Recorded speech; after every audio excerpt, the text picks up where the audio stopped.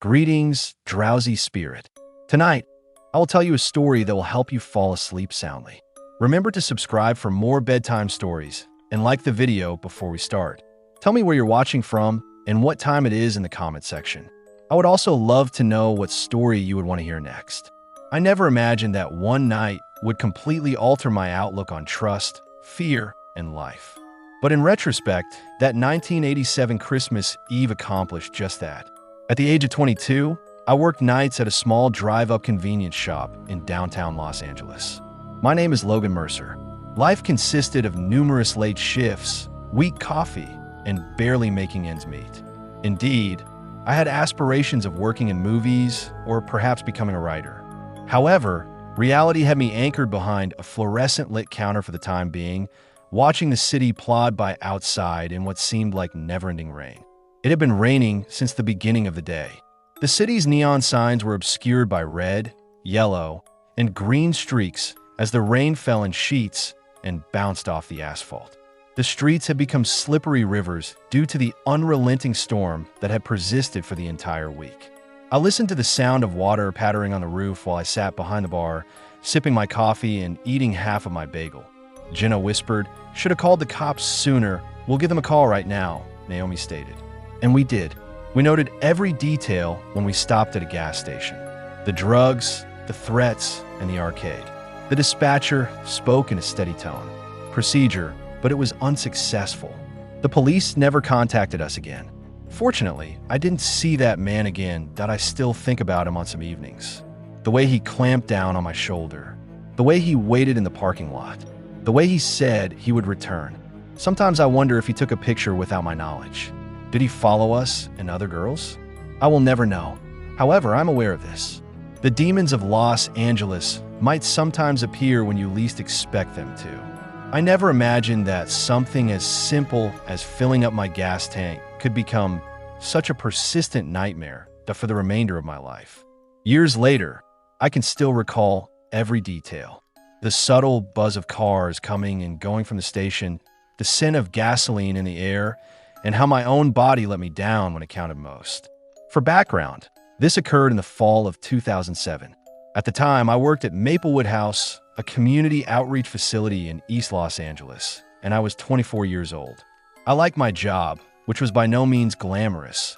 It largely involved helping residents access food banks or counseling, organizing community events, and running after-school activities for children. Even though the compensation was terrible, there was a sense of fulfillment in knowing that I was making a difference. That to raise money. The center was holding a festival over the weekend. I had to remain late to help the director schedule volunteers and with last-minute paperwork. It was after 9 o'clock when I eventually departed. And after spending the entire day staring at spreadsheets, my head was pounding. The gas lights started to blink as soon as I got into my car, even though normally I would just go straight home. I was aware that I couldn't possibly return without pausing. I chose to pull into the Sunburst gas station off Alvarado because the one near my apartment felt too far away to IT had a reputation, even though it wasn't in the worst area of the neighborhood. But it's only 5 minutes, I reminded myself. You'll be all right. Only 2 other automobiles were gassing up, and the lot was almost deserted. The broken pavement was harshly illuminated by the flickering fluorescent lights. Everything seemed so silent, as if the planet were holding its breath. I recall thinking. I killed the engine and got out as I pulled up to pump 4. The frigid air struck me, conveying the subtle smell of cigarettes and stale beer. I heard shouts coming from somewhere behind me as I started pumping after swiping my card. I initially assumed it was just a drunk or homeless person. There was something about Los Angeles nights that you didn't want to see. However, the shouting became more intense and louder. A man yelled, "Get the _ out of my way." I looked around, perplexed. My eyes grew wide upon seeing him. There was a nude man running across the lot, his body white in the intense light, his motions jerky and unpredictable. He screamed incoherently, his face contorted in anger and his spittle flying. He had a huge machete in his right hand, which was rusted and shining in the sun. I said in a cold whisper, "What the hell?" He was also observed by the other drivers. One man left the lot after slamming the door of his car, screaming, A woman fumbled for her phone, and my heart started thumping. I was having trouble processing what I was witnessing.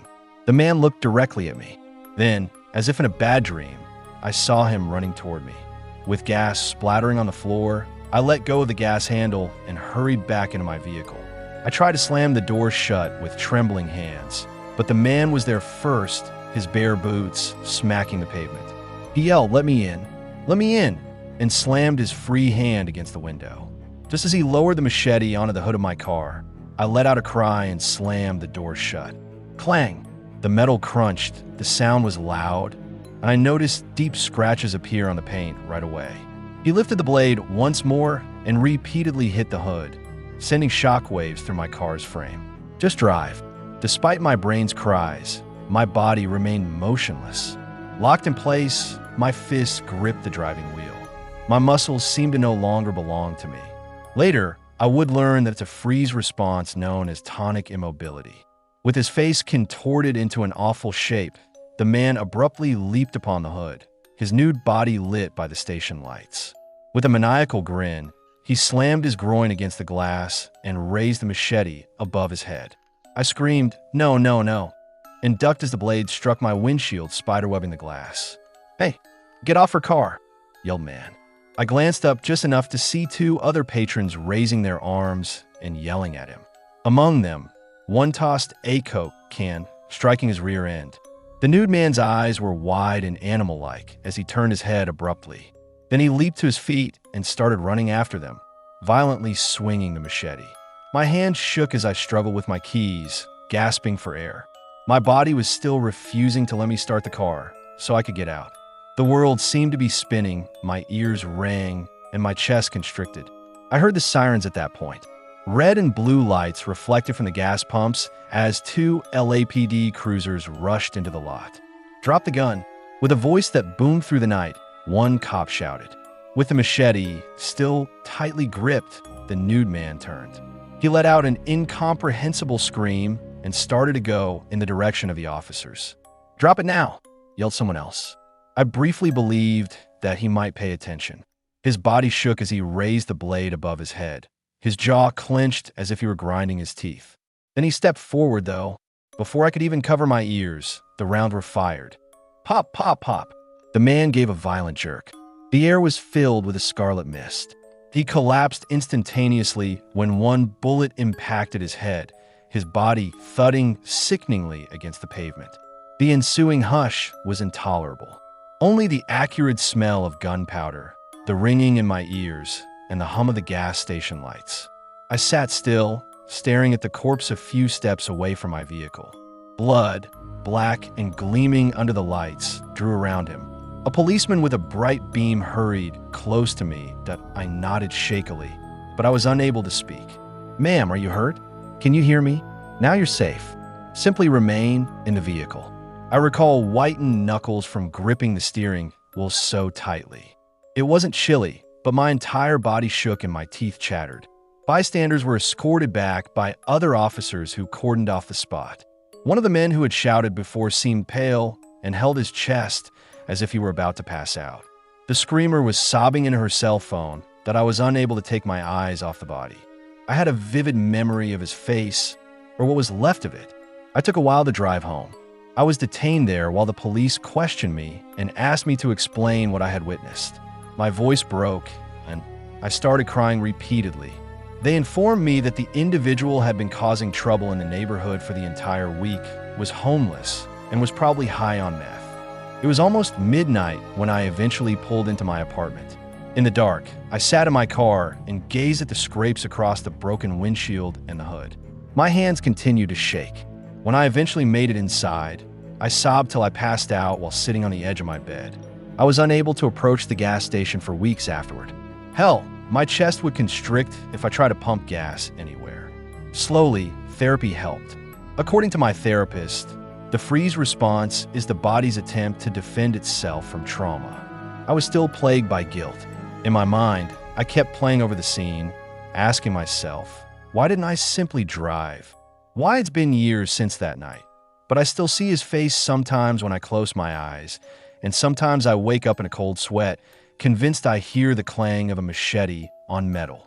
When I tell people the story now, I don't shake as much. I say it calmly, almost detached, but deep down I knew the truth. If I had moved, if I had panicked, he might have smashed through the glass and gotten to me before I even made it out. Or worse, I might have run someone over in my panic that I never planned on becoming a security guard. When I was younger, I had all these aspirations, thinking I'd go to school, maybe become a mechanic like my uncle, or try to stick with community college and get into business somehow. However, by the time I was 24, I had already dropped out, had debts piling up, and was crashing on a roommate's couch in East LA. Life wasn't glamorous, and I wasn't exactly proud of where I was headed. I'll never forget the sound of the gunshots, or the way his body crumpled like a puppet with its strings cut. He had worked in a machine shop for 30 years until his back gave out, even if it meant graveyard shifts. I accepted a security position at the downtown bus depot when a friend of mine told me about it, thinking it couldn't be that difficult. However, at night in downtown Los Angeles, it's more than just bus schedules and diesel fumes. It's a living, breathing entity that never sleeps, a place where chaos meets desperation. And when you stand in the middle of it with a security badge, you quickly realize that your job isn't about guarding buses, but rather about staring into the city's underbelly and hoping it doesn't stare back too hard.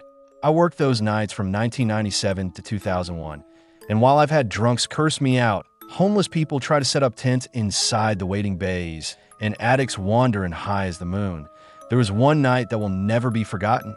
February 2000, when it was raining more than I'd seen in years, and what happened that night still keeps me up at night. The depot was off Alameda and 7th, a sprawl of cracked pavement lit by sodium lamps that gave everything a yellow haze. During the day, it was busy but manageable. The routine was straightforward. Marcus, my coworker, and I divided the place in half. He liked to hang around near the offices where the vending machines were, while I patrolled the waiting bays in the cart, which was more like a glorified golf buggy with a canopy, barely faster than walking, but gave the impression of authority. By night, it changed. The drivers were exhausted. The buses smelled like wet rubber and gasoline.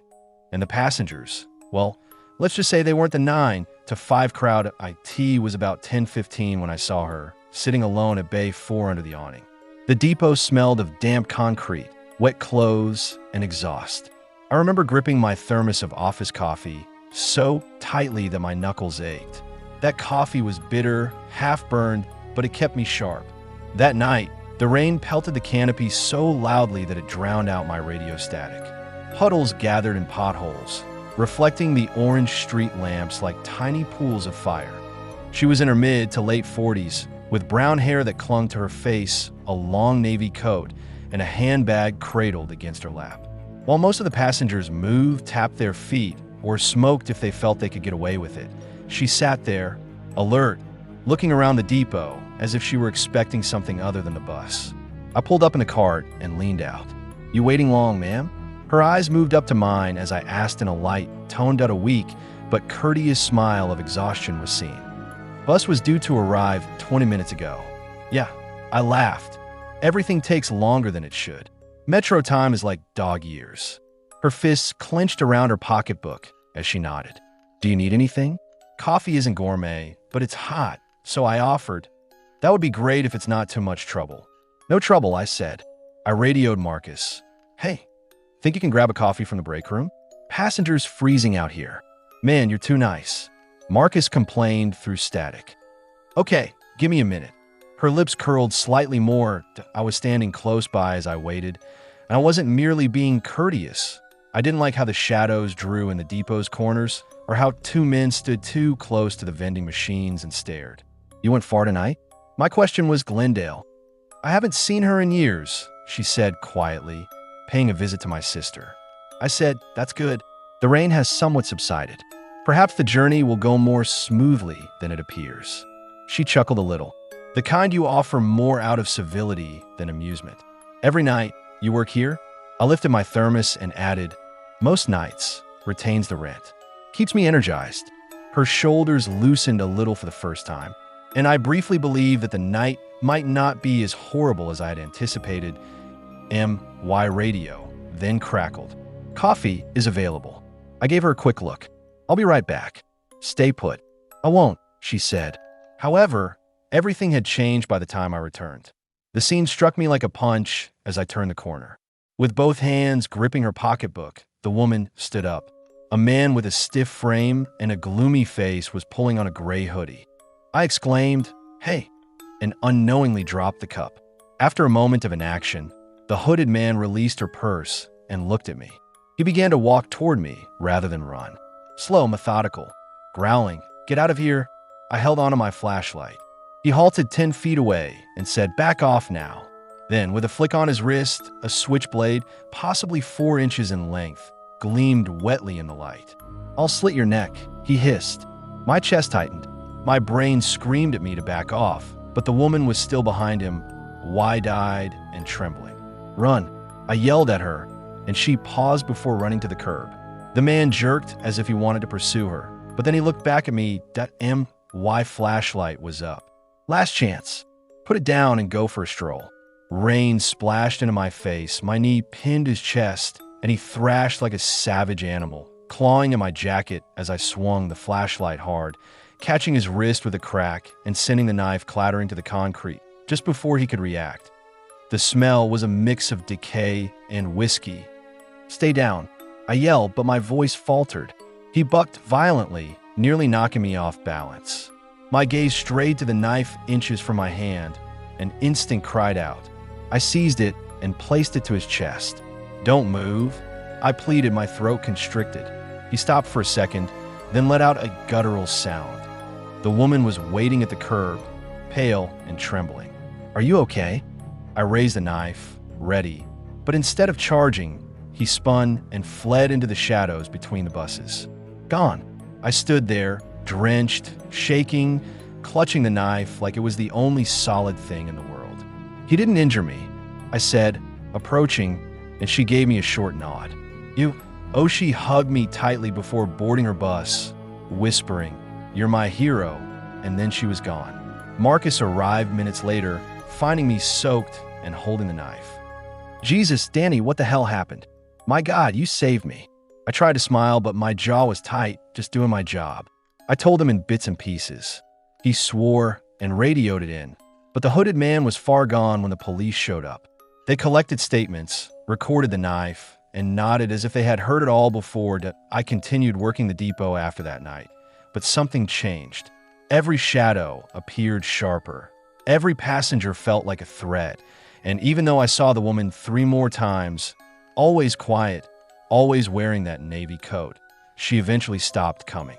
No goodbyes, no explanation, just gone. "Probably some tweaker," one officer muttered. "Good thing he didn't stick you." The man in the gray hoodie looked at her before I yelled, and I wonder if he found her again somewhere out there. I left the job in 2001 because of too many long nights, too many knives, and too many faces that still flash behind my eyelids when I try to sleep. I went on to do warehouse work, then delivery, then whatever paid the bills. However, on some nights when it rains and the streets are glowing yellow, I think of the man in the gray hoodie that I still remember the first time I ever felt what it was like to be truly hunted. I don't know her name. I don't know if she made it home that night. And I don't know if she's still alive 25 years later. I hear the slap of shoes on wet pavement when I walk in the rain, and I scan the benches when I pass bus stops, half expecting to see her sitting there, navy coat, purse clutched tight. IT was October 1997, and I was 16 years old, just out home that leaves scars that no one who hasn't experienced them can comprehend. My mom was strict, my stepdad was violent, and every night felt like a storm ready to break out. I had learned how to keep quiet when glass bottles clinked too close together, how to duck when voices got too loud, and how to sleep with my sneakers half-tied in case I needed to run. But that night, I didn't just run. I left. She looked at me in the parking lot behind the library in Worcester, Massachusetts, with a cigarette hanging from her lip and a backpack slung over her shoulder. "You sure about this, Ray?" My best friend Elisa was the only one who understood. She had her own bruises at home, her own nights when she lay awake staring at the ceiling, wondering why the world seemed so merciless. We were both 16, desperate and reckless. Back then, everyone called me Ray, which is short for Rylan, and she asked. "Yeah," I responded, sounding more composed than I actually was. "We can't stay here. Nothing changes if we do. We didn't have a car, we didn't have any money other than what we'd earned from working at the diner after school, and we didn't have any plans other than the hazy notion of California, which was the complete opposite of everything we knew: warm, full of beaches, neon signs, and movies. Thumbs on the side of I-90 and waited. The next 2 weeks were a collage of gas station coffee, truck stops, long rides with strangers, and highway stretches where we felt like the only two people alive. Some drivers were friendly, some were quiet, and some made me grip my backpack handle a little tighter, but somehow nothing bad happened. There was even laughter, and Elisa and I made up names when truckers asked, acting older than we actually were, and making up stories about fake boyfriends or college plans. By the time we entered California, we felt unbeatable. When we were wandering around Hollywood Boulevard, two guys who appeared to be in their mid-20s and too old for us, but not like creeps, approached us. One of them was tall and lean with dark, slick-back hair, and he introduced himself as Victor. The other was stockier, with a trimmed goatee and a friendly laugh, and he said his name was Luis. "You girls lost?" Luis asked, his voice warm and almost brotherly. Elisa smiled, always quicker to trust. "Kind of. We arrived just now. New to the area?" With a look that made my stomach turn, Victor urged, "Have something else." Before I could stop myself, I responded, "From Massachusetts." They offered us a place to crash in a small apartment off Franklin Avenue, and we accepted against our better judgment because, at the time, it felt like good fortune. They were nice, gave us food, let's take a shower, and even shared cigarettes on the balcony. Victor smiled and said, "East Coast girls, Hollywood's going to eat you alive." His eyes didn't match the joke. Nothing unpleasant happened, at least not then. On the fourth night, Victor sat back in his chair and said, "You girls want to see the real Los Angeles." We joked, drank, and acted like we were simply two adolescent girls enjoying the trip we had dreamed about. Like Hollywood, the hills where the movie stars live, Elisa said, her eyes brightening. "Exactly," he responded effortlessly. "We'll take you sightseeing. Sunset Boulevard, the hills." Elisa nudged me under the table and said, "Come on, Ray. When are we going to get a chance like this again?" I wanted to say no, but we were 16 and intoxicated by the idea of freedom, so I went. They drove us down Sunset Boulevard, the streets humming with neon lights and music coming from half-open bars. Louise chuckled at night. We stopped at a small bar between two stores, and I recall pressing my face against the window, half enthralled, half uneasy. The air inside the bar smelled of cigarettes and sweat, and they bought us drinks, which I drank until the room swayed. Victor took out a small baggie of white powder and said in a whisper, "Have you ever tried it?" Elisa and I both giggled uneasily, but neither of us objected. By the time we staggered outdoors, the city appeared to be a dream. My body hummed, my headlight was off, my guard was down, and Victor said, "Every now and then a car pulls up." His tone was casual, but there was a tight smile in his eyes. "You just hop in, give directions, and that's it. Easy money," he said quickly, and I blinked at him, not understanding. "Wait, you mean?" "Don't worry," he said. Elisa vanished with Luis around the corner, and then it was just Victor and me standing on the sunset at 1 o'clock in the morning. Victor pushed me a little, saying, "Go on," just across the street. 2 minutes later, my stomach turned, but my feet moved, so I opened the passenger door and slid in. I attempted a grin at the older driver, who was perhaps in his mid-30 seconds. He had a mustache, weary eyes, and a slight cologne and cigarette odor. "Oh, that lot over there, just across the street." He stepped on the throttle instead of turning. "Wait," I shouted sharply now. "You missed it." He didn't slow down. "Hey," I said. That is, I knew in that moment that if I didn't get out, I was going to die, but instinct took over. His hand shot out, clamping hard around my arm, and his other hand locked the doors with a loud click. "You're not going anywhere," he growled, his voice low. The last panic flared white-hot in my chest, and I struggled, twisting against his grip. He hit me once, open-handed, hard enough to blur my vision. He was leaning, scanning, and I saw him through the branches.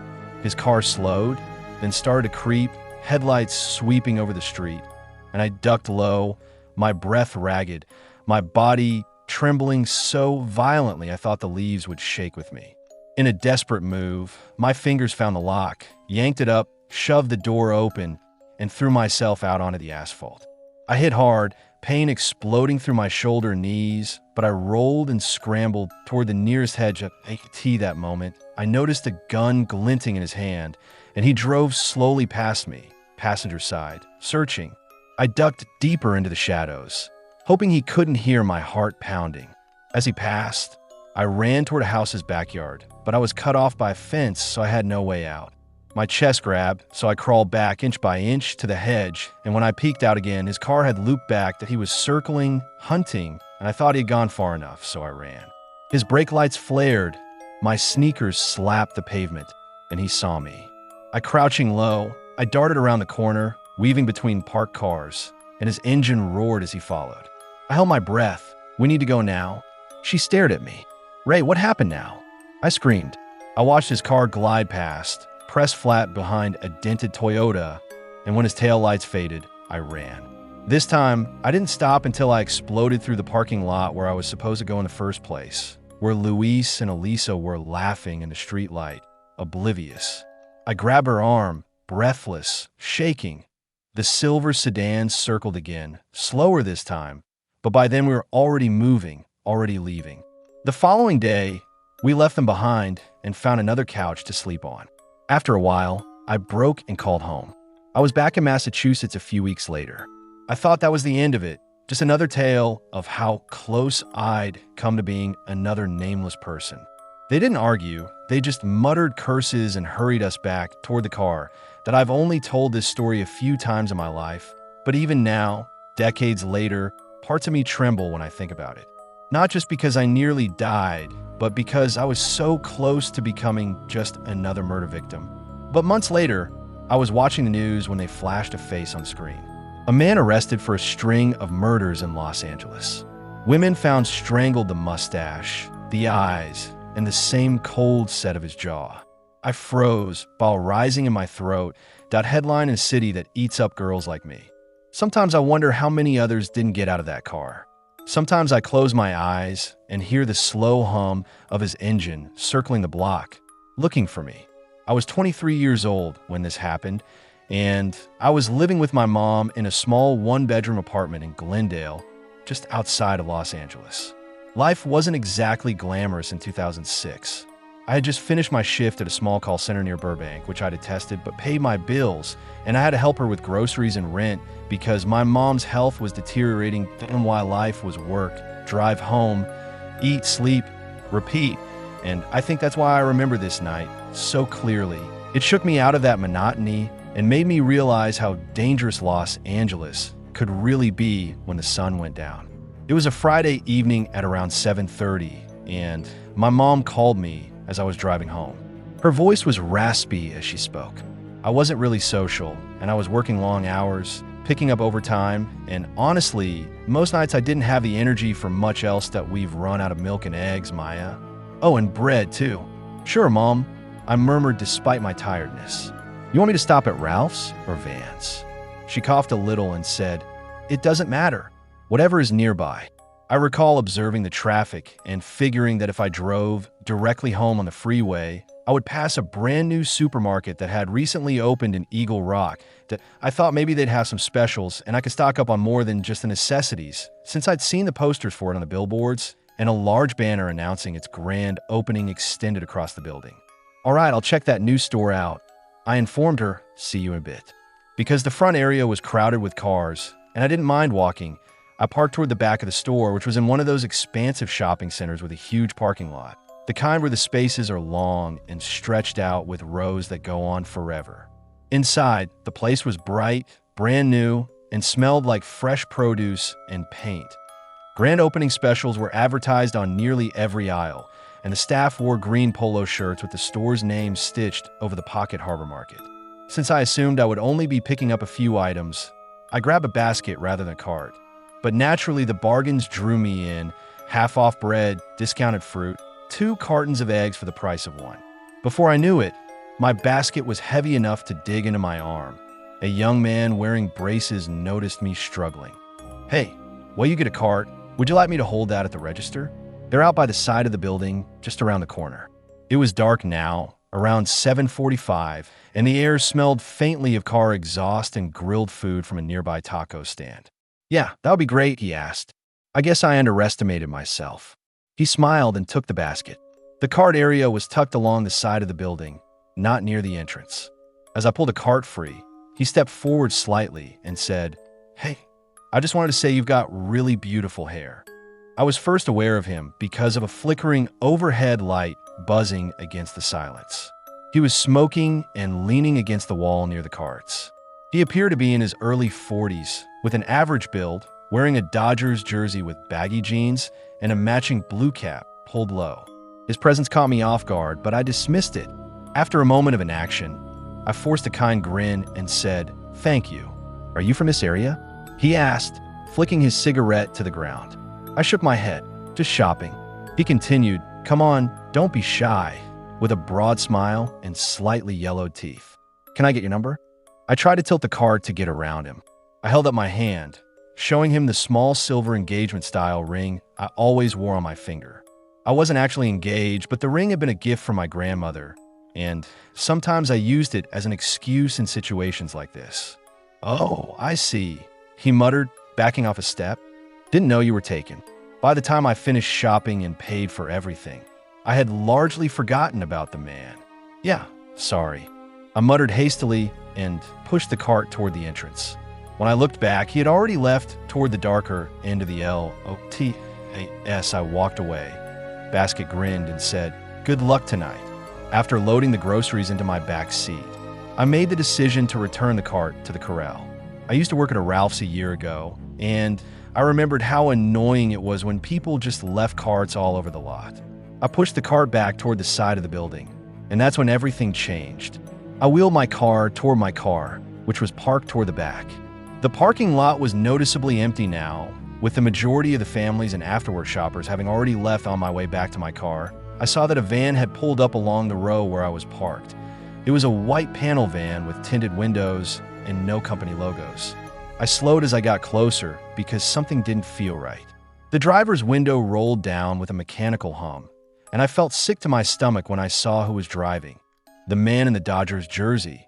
His smile vanished, replaced by a flat stare, and the van's sliding door flew open before I could react. "Here I am," I murmured to myself as I gazed out the foggy window on Christmas Eve.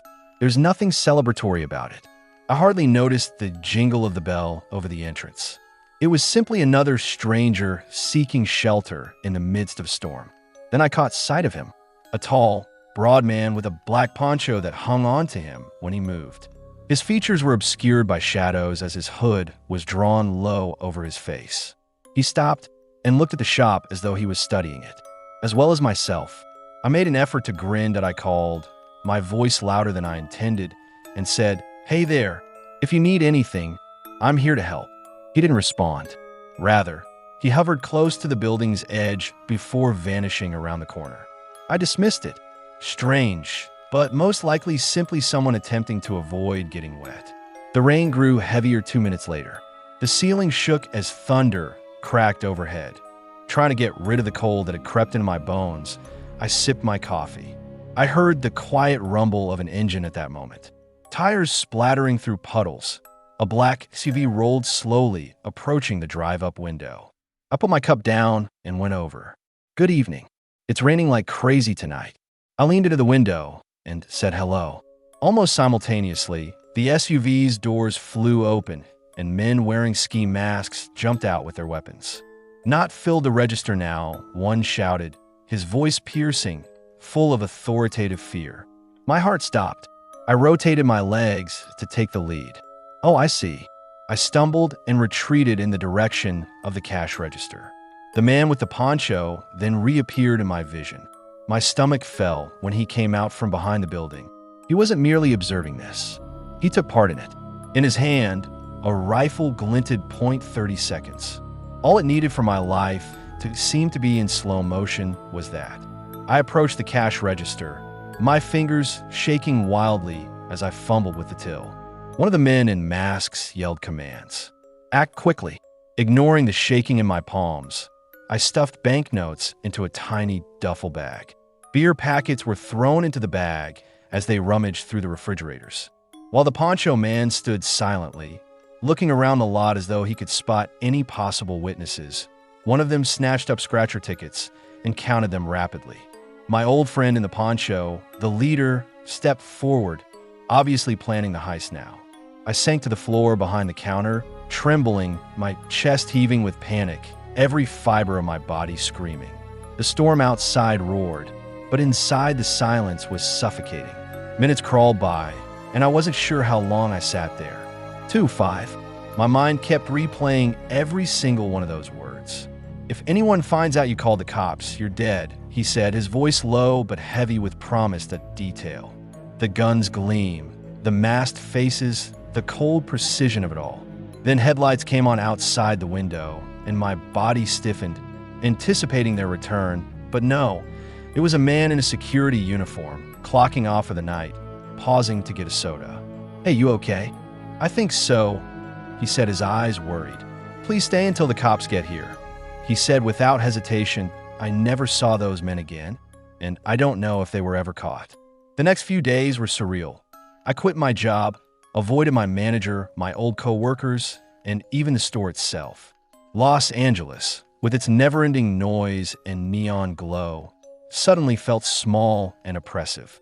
Standing there with him felt like an anchor in a storm. The police soon arrived, took my statement, and began an investigation. For weeks, I had nightmares about ski masks, guns, and the icy glint of the poncho man's eyes. Christmas arrived and went, and my friends went home to their families while I stayed in my small apartment, too shaken to celebrate. However, in the midst of it all, I met Megan, who would become my wife, at a cafe a few blocks away. One rainy afternoon, we ran into each other, and she smiled when she saw me soaked, coffee dripping from my cup. With a soft tone, she inquired. After a few years, Megan and I moved to Salt Lake City. "You have no idea," I muttered, half smiling, and realized how quickly her presence grounded me. I found myself sharing bits and pieces of my life with her. Never the robbery or the fear, but enough to establish trust. Over time, she became my anchor, the calm after the storm I had survived. Had 3 children, and our youngest, a mischievous and inquisitive boy, loves horror stories.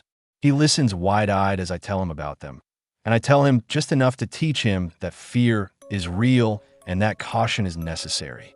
Looking back, I can now see why that night stuck with me. Not just the robbery, not the guns, not the masks, not the poncho man quietly planning it all, but the helplessness, the way even now, decades later, I can still visualize that night. The rain falling in sheets, the cold asphalt, the neon signs reflecting like warped mirrors, the SUV sliding through puddles, the ski masks, the guns glinting, but I also see Megan's face, our children laughing, the warmth of a quiet home, and the reminder that life can change in 30 seconds. Fear can freeze you in place, and the reminder that life can change in 30 seconds. That night shaped how I see the world, how I raise my children, and how I value everyday, quiet moments that I never asked to be born in Los Angeles. Outsiders refer to the city as the land of opportunity and the city of angels. But those of us who grew up in its belly know that this place doesn't feel like heaven. It feels like survival. Images flashing behind my eyes, but I'm older now, stronger, and more grateful. Life goes on. We rebuild. We hold close the people we love. And we survive even when the storm seems endless. I'm Alex Ramirez, and I was 24 years old in 2012 when I moved into a small apartment in Koreatown with 2 roommates. Chris and Damien, who I'd known since high school, had dragged me into their dream of starting a jewelry business downtown. They were the visionaries, the ones who talked big and took chances, and I was the workhorse, the one who handled whatever came my way. Los Angeles is a city where you can see billboards for luxury condos rising over tents and shopping carts, and I wasn't broke, but I wasn't living the dream either. Chris and Damien both had cars, and I usually relied on them for rides to the office. But the week this happened, they were in San Francisco chasing a client, so I was left figuring out how to get to work. "Dude, just take the subway," Damien had said, tossing clothes into his suitcase. Or call a cab, Chris added. Seriously, Alex, don't walk. No car, no savings, just rent, bills, and the constant pressure to keep up with a city that eats up for sport. Not in the heart of the city. Not in the dark. I'll be all right, I said, waving them away. I could use the exercise, and it's not too far. They didn't press it, but their exchange of glances shouted, "You're an idiot. It will be all right," I assured myself. I even persuaded myself that it was wise. I could save money, burn calories, and possibly even decompress by going on a walk. I put on my sneakers, plugged in my earphones, and headed to the office that morning. There was a slight smog scent in the air and street tacos, a strangely cozy concoction I had been exposed to growing up. The streets were crowded. Buses roaring down Wilshire, people spilling out cafes, and yells and honks overlaying like a chaotic orchestra. The streets didn't become much calmer until I got closer to downtown. I went by the alley at that point. It was merely a shape slumped over a dumpster that caught my attention. I assumed it was a homeless man. His bare feet were black with grime, his shirt was ripped apart, and his hair was oilied. He was motionless, face down. I halted for a fraction of a second, thought about seeing whether he was breathing, then continued. That's the effect of living in Los Angeles. You get harder. You keep your distance. You wouldn't get anywhere if you stopped for each individual who was unconscious on the sidewalk. Work was a haze. Orders were stacking up. Phones were ringing constantly, and Damien was texting me directions as if he didn't know I was already drowning. It was nearly 1 a.m. when we finally turned off the computers. Kevin, another coworker, then leaning on my desk, roughly my age, and always wearing Dodgers caps. He smiled and said, "Bar run?" I rubbed my eyes. Man, I should just crash. 1 beer on me. You earned it, I thought. After the day I'd had, a drink didn't sound all that horrible. In addition, my apartment was just a few blocks away from the pub he enjoyed. Okay, 1 beer. When we entered, the place was half dead. Kevin placed his order while a bartender with sleeve tattoos hardly looked up, neon lights buzzed, and a jukebox hummed softly. We chatted about nothing, sports, work, and females while sipping cool bottles of Modelo in a booth. Kevin pointed at me with his bottle and said, "Dude, you're too stressed. You move through the city as if it were going to devour you." I grinned, perhaps because it is. I was buzzed, but still able to think clearly by the time we were done. Kevin's automobile keys were jingling that "I'll drop you, come on." I gave a head shake. From here, it's simply a straight shot. "Hey, you're from Inglewood. Avoid wasting gas." He scowled. "It's late. The streets are dangerous. When I go home, I'll text you." He let me go even though he didn't like it. The walk went well at first. After a few blocks, the silence felt heavier than it should have, even though the streets were largely deserted except for the occasional automobile passing by. It's just wrong, not tranquil. I arrived at the alley at that point. I didn't even realize at first that it was the same dumpster from the morning, but then I spotted it and knelt next to it. Someone. This time, it was a female. She appeared youthful from behind, possibly in her late 20s.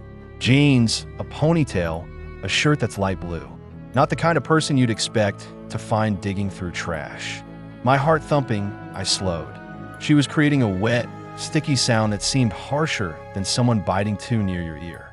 "Keep walking," something inside me told me, but I was unable to do so. I stopped, though I'm not sure if it was out of concern or morbid curiosity. "Hey, how are you doing?" A slight crack came to my voice. The noise ceased. Slowly, the woman froze. She stood up straight. She remained still, didn't even recoil in my direction, simply stood with shoulders hunched. I took a deep breath. "Do you require assistance?" She spat. "I can call someone." A thick, damp sound. The concrete was hit by something smacking. My blood froze. She ran deeper into the alley without saying anything, vanishing into the darkness as if she had been waiting for the opportunity. I took the tiny keychain light out of my pocket after standing there stunned. As I gestured toward the dumpster, my hand trembled.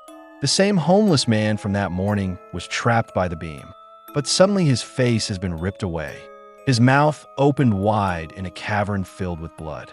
Shattered teeth, cheeks torn. His tongue appeared to have been spat out and lying on his chest. I coughed. My throat flooded with bile, as my stomach lurched. I rolled over and threw up on the sidewalk. After that, I ran. I was panting and drenched in perspiration by the time I arrived at my building. I came quite close to colliding with the security desk. I set call 911. Frank, the guard, glanced up in shock. What? What's happening? On? A man is in the alley line. Just call the cops. Jesus Christ, he said. Within 10 minutes, the police arrived with 2 cruisers, lights flashing, tires screeching against the curb, and I was seated in the lobby with my notebook out. Start from the beginning. One officer said in a calm but clipped tone, and I told him everything. Frank grabbed the phone and dialed quickly while I paced, trembling and muttering half-formed curses. Did you see her face? No, she never turned around. The officers looked at each other, and one of them went back outside to radio something in, while the other continued to question me about her height, hair color, and attire. Eventually, one of them returned and whispered something to his partner, then looked at me and nodded. All right, then we'll take it from here, stated the first cop. Go upstairs, I said. Is that all? Staring, I said, yes, your statement is here. They departed as swiftly as they arrived, and then there was silence. No follow-up calls, no news stories, not even a blurb in the press. And I wanted to argue, but my voice became stuck in my throat.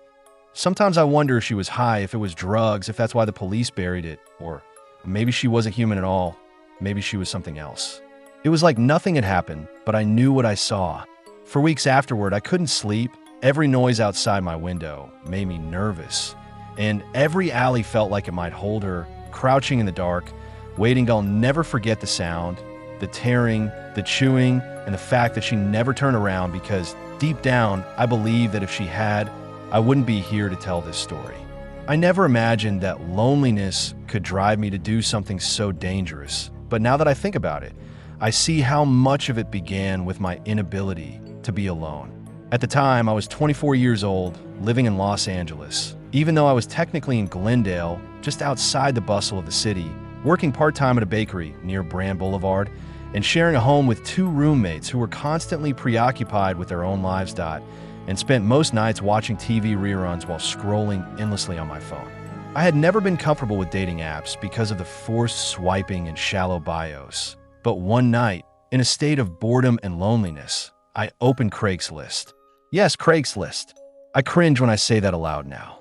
I wasn't looking for a date. I told myself that I just wanted company, someone to grab coffee with, maybe go for a late-night walk, and nothing more. I wasn't naive enough to believe Craigslist was the safest place at the time, but I had this stubborn free spirit that I was mistaken. I sent out a few responses, nothing too personal, just brief introductions. The majority of the responses I received were blatant scams or creepy one-liners. But then I received one from a guy named Eric. He seemed normal, his email was informal, not pushy, and he asked me what part of town I lived in, what kind of coffee I liked. I remember staring at that email for a long time.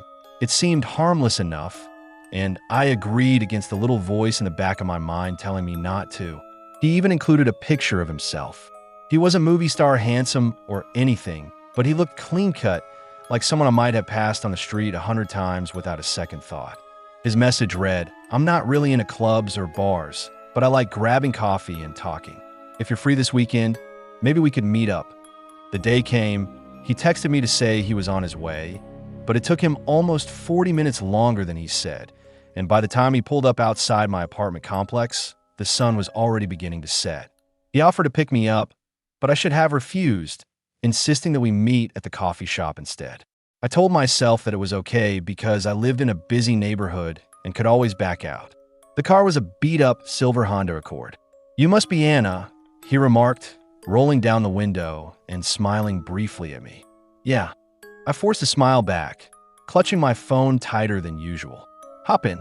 Starbucks is about 10 minutes away." I entered, and as soon as the door closed, I felt a wave of sorrow. His car had a slight sweaty smell and cheap cologne. On closer inspection, he appeared more exhausted than in his photos, with dark circles under his eyes and twitchy movements, as if he hadn't slept in a long time. Nevertheless, I told myself to be optimistic. He pulled into a CVS parking lot rather than Starbucks. "Oh, what are we doing?"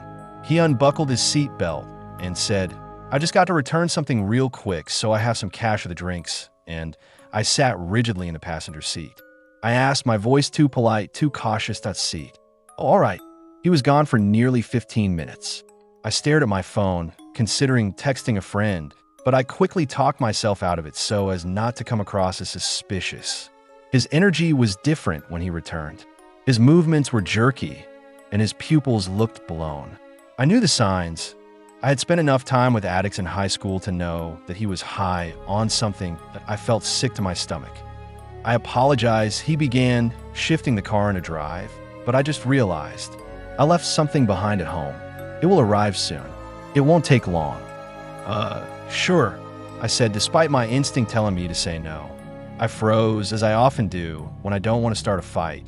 That my heart was pounding faster every second as we pulled into a dirty underground garage under a dilapidated apartment building. Be right back, he said, and he got out of the car.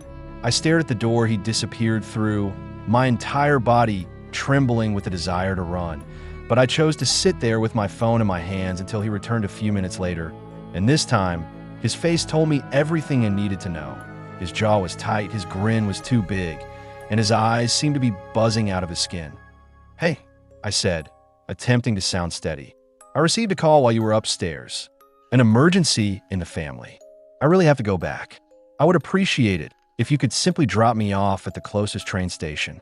After staring at me, he gave me a single nod. Yes, of course. There was an intolerable hush in the car.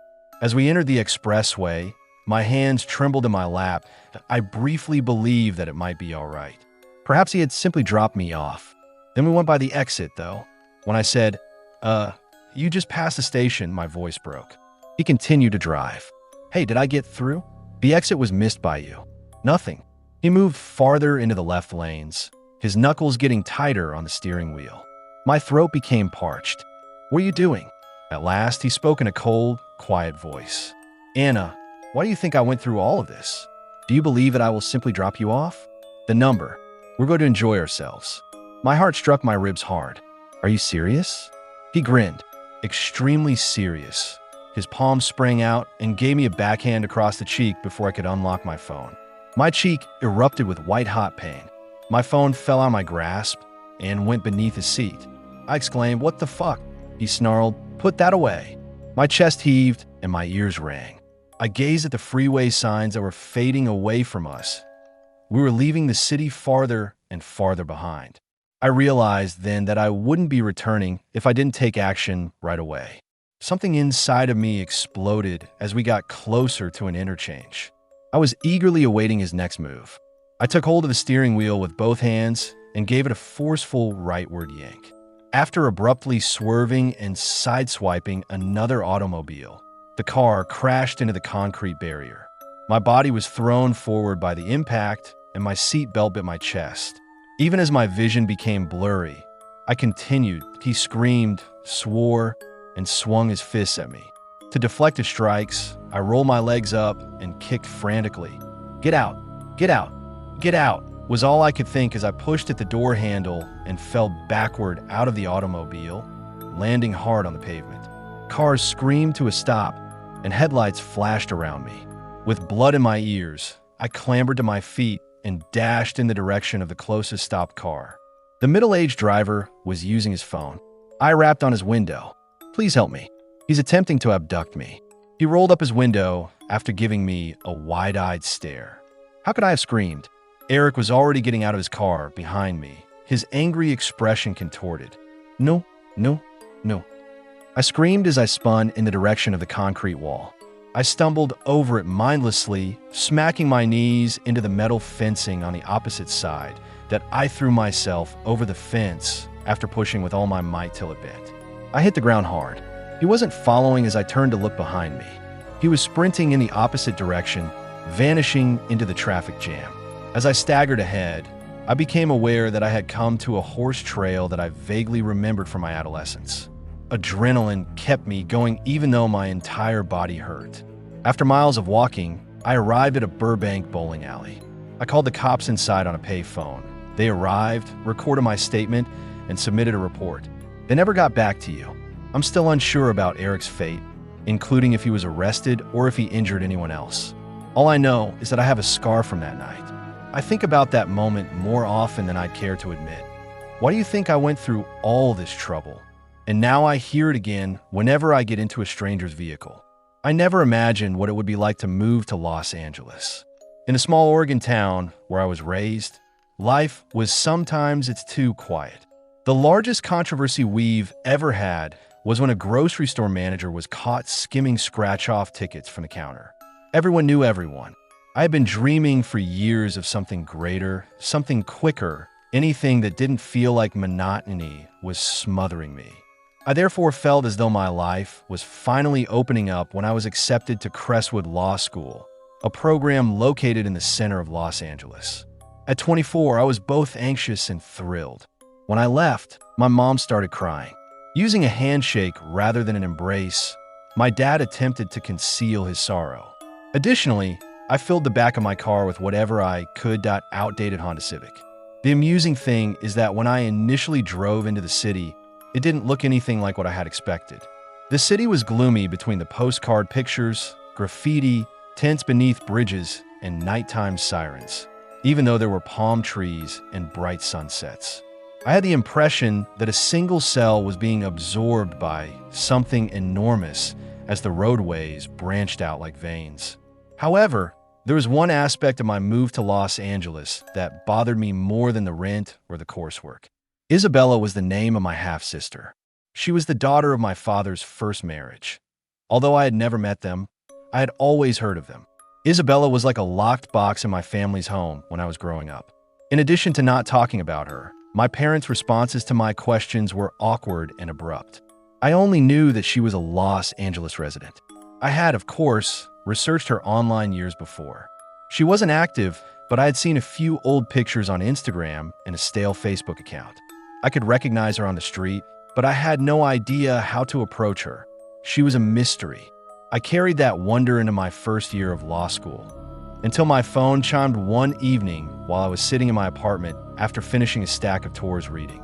Isabella had sent a friend request on Facebook. My heart pounded. She appeared on the profile picture. A little earlier version of the photos I remembered from Instagram. Same high cheekbones, same long black hair. There were many friends and pictures on the account. There was nothing suspicious about it. I accepted after a lengthy moment of staring at the screen. I received a message in a matter of minutes. Hello, Noah. Isabella is your half-sister. It's unbelievable that we have never met. I wish I could alter that. Next weekend, my friends and I are hosting a small dinner party at West Grove Park. You ought to attend. For me, that would mean a lot. I read it again and again until my hands were clammy. Me? Hello. Woed, I didn't anticipate this. Isabella, I would also really like to meet you. Excellent. 7:00 p.m. in West Grove Park. It will be enjoyable. Do not be concerned. I'm very excited to meet you. I took a while to reply. The message seemed strange in some way. A park, a dinner party, when we initially met with her pals that I didn't know.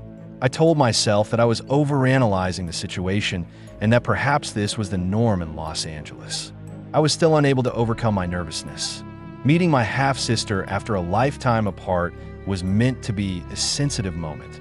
Instead of at a picnic table with strangers, I pictured us sitting in a tiny cafe, drinking coffee and uncomfortably joking as we broke years of silence. I kept it a secret from my folks. All they had done was demoralize me. However, I was up in bed that night looking at her profile pictures. It felt odd the more I looked. All of the pictures were generic. Hazy selfies, group photos at restaurants, and images of city skylines. None of them appeared to be very intimate. I looked up West Grove Park on Google 2 nights prior to the alleged dinner gathering. My stomach dropped at that point. The screen was filled with page after page of criminal reports. Gang activities, robberies, and assaults in that area of Los Angeles. The park was notorious for being a place where nobody wanted to go after dark. On forums, locals essentially pleaded with people to stay away from it. I was invited to a dinner party there by my alleged half-sister. Perhaps she didn't know, was my initial thinking. Perhaps she didn't know much about that area of town. However, wouldn't she know if she had spent her entire life here? I didn't go. I reached out from a different direction instead. Isabella was enrolled in St. Arbor College, where Lena, one of my classmates, claimed her roommate attended. The limited facts I had discovered. After I asked Lena to put me in touch, she was able to get in touch with Isabella on campus via a series of SMS.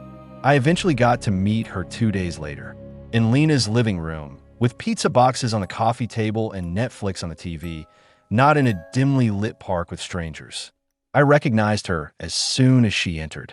She resembled the old Instagram pictures almost identically, yet she was more mature and vibrant than the static images I had committed to memory. She gave a tense smile. "You're Noah." I got on my feet, my throat constricted. Although there was a glimmer of something heavier in her eyes, she laughed and said, "Yeah, you look like Dad." I had the same thing to say about you. The evening fulfilled all of my expectations. Funny, awkward, and poignant without being overpowering. We exchanged tales. She told me about her sociology major, her Pasadena-dwelling mother, and how strange it was for her to always feel like a ghost with her dad's new family. I told her about my stress from law school, about Oregon, and about my mom's compulsive baking. I gulped hard when she added gently, "I'm glad we're doing this. I always wanted to know you. I just didn't think you'd want to know me." "Are you kidding? I've wanted this for years." We hugged, but not so much that we cried. Later that evening, I informed her about the Facebook invitation, and her face instantly changed. She froze, asking, "What invitation? The one you sent me from your account? You invited me to West Grove Park." Her eyes widened, and she replied, "No, I didn't. I haven't logged into Facebook since high school." Her face went pale. "Noah, this isn't the first time. Someone has been posing as me online before. A couple years ago, one of my friends purchased phony concert tickets from me, but it wasn't me, and they lost a ton of money. I showed her the message on my phone, but when I opened the app, the profile was gone, deleted. A silence descended upon the room, and the hum of the kitchen refrigerator became too loud. Isabella nodded slowly. Yes, I felt a knot in my stomach. Why? Why would someone go through all that for nothing? Rob me? Kill me? I don't understand. No one had an answer. So wait, someone knew Noah was moving to LA, knew about you, and tried to lure him to one of the city's most dangerous parks. Even now, I don't know what their motivation was. It might have been robbery, or it might have been something worse, but I know this. If I had gone to that park, I doubt I'd be here to tell this story. We stayed up late that night, but after that, none of us really laughed. The thought that someone out there not only knew about my family connection, but was actively manipulating it was more terrifying than anything else. Although she is now my sister and friend, the shadow of someone pretending to be her to reach me still lingers. And occasionally when I check my phone late at night, I wonder if I'll see another notification, request, or message at some point, and I'll never be able to tell if it's her or them. I had never been one to stay out late, at least not alone, but that Halloween in 2015, I, Avery Bennett, found myself wandering the streets of East Hollywood, Los Angeles, still wearing my Beetlejuice costume. The party had been noisy, full of cheap. I had parked my nerves alongside my confidence. 1 drink, 2 drinks, barely enough to dull my instincts. By 11:30 p.m., I'd had just enough to feel relaxed, but still coherent, and a nagging hunger had driven me out into the night. The neighborhood wasn't exactly dangerous, but it wasn't quiet either.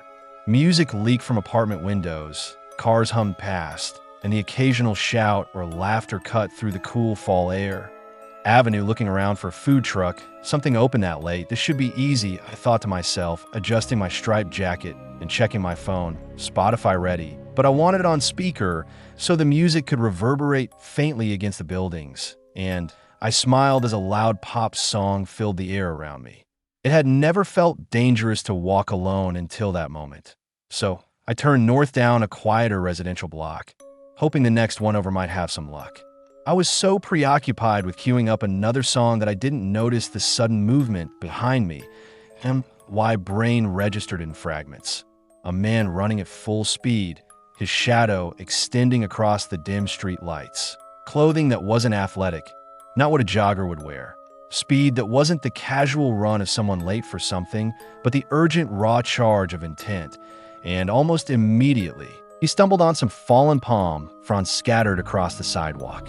He didn't fall completely, just twisted awkwardly and continued. And before I could process what had happened, He rounded the corner at the end of the block. There was no one else around, no friends waiting to reveal a joke, no cars with laughing passengers, just me. I froze, my heart pounding. My first thought was prank. However, the clothes, the speed, and the silence afterwards didn't fit. I reached for my phone, hands shaking, but the screen felt pointless, and I couldn't bring myself to call anyone just yet. My instinct told me that movement and distance were more important.